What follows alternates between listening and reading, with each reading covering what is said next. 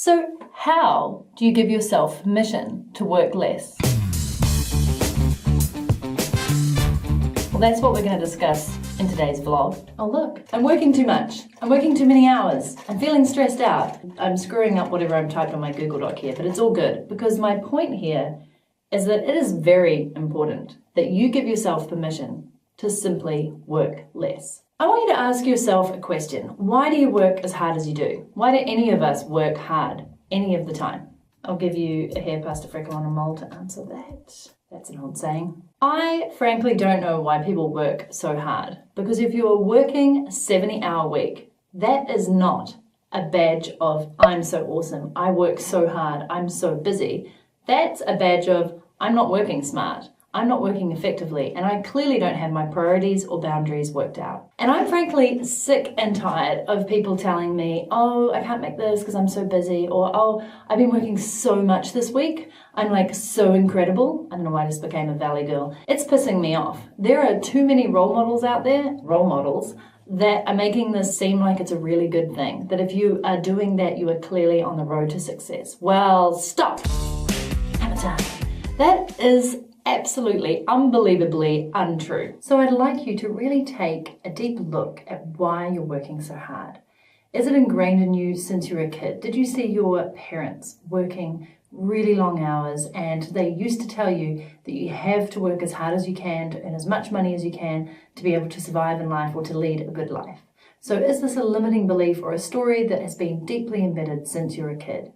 Or has it just come out of the peers and mentors and friends that you've seen that you believe working really, really hard is the only way to be successful, to live an amazing lifestyle, have a great business or a great career? So where has the story come from for you? Is it because you see these people that you really admire online doing incredible work? Not going to mention any names today, but you know who you are, who are telling you, you've got to hustle, you've got to do twice as much as the other person, you've got to be up earlier than everybody else, you've got to be staying up late at night, especially when you're, for example, in a job and you're wanting to transition into a side hustle and a business. There are times in your life where, yes, you have to hustle, yes, you have to work hard, but you can still be focused and extremely efficient with your time and get the same results as other people.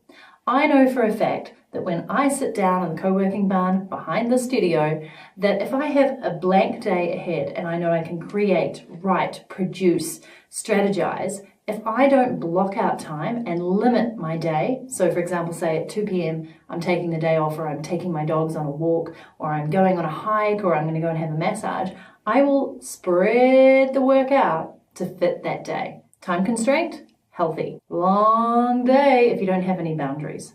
So simply by using a really awesome technique called the Pomodoro technique, where you work 25 minutes on and then you take a couple of minutes break, you can actually create these fake constraints in your day.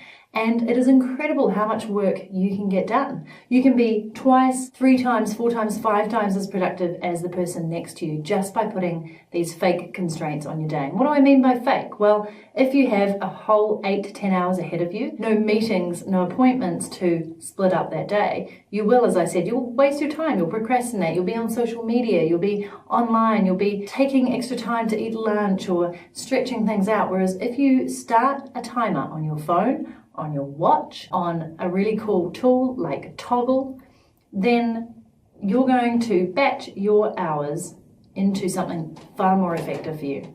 25 minutes on one focused project. That might be writing, that might be phoning customers, that may be finishing off a proposal, that could be working on a website. 25 minutes, at the end of that 25 minutes, timer goes off, you stop. Hammer time. See, there's a theme here. And you get up and you walk around, you take in a breath of fresh air. Maybe you go and kiss your lover, maybe you go and pet your beautiful cat. Maybe you just do a couple of press-ups, push-ups on the ground in front of you. And then you come back after a short break to the project that you're working on and you set the timer and you do it again. It may seem like that is a really crazy aspect because it's very disruptive. And a lot of people have told me that, if I'm really in the flow of writing or painting or whatever it may be, and I have to take that break, I find it very disruptive. And I totally get that. But the point behind the research of the Pomodoro technique is that we need breaks. We need breaks to create space imagination, creativity, and more energy. So it may feel like a disruption, but you'll be surprised once you get straight back into the same project or take on a different task. You'll have more renewed energy, more zest, maybe even a new perspective on it. So try it out for a day, even a week, but just for one day. Set yourself up for 3 to 4 Pomodoros in a row with those little breaks, and then take a proper break, half an hour out. Then another 3 to 4 Pomodoros, take a half an hour break, and then if you still have time, do another. And just tell me in the comments below how that impacted your day. I can pretty much guarantee you 99.99999% that your day will be more productive, more efficient. You'll feel more in control, more spacious, and like you actually really got the good work done.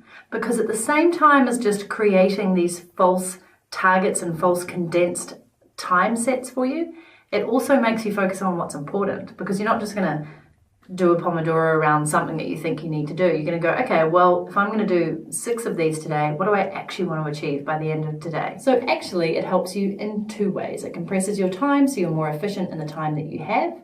And secondly, it focuses you to be much more clear on the priorities. And those 2 things, they give you freedom. They turn you into a freedomist. So let me know in the comments below. If you like this video, please hit the like button and also subscribe. Red button, subscribe so you can get weekly vlogs from me all about how to have more personal and professional everyday freedom. I'm Natalie Sisson, your fellow freedomist. It's been a blast. Da, da, da, da, da, da, da, da, da, da.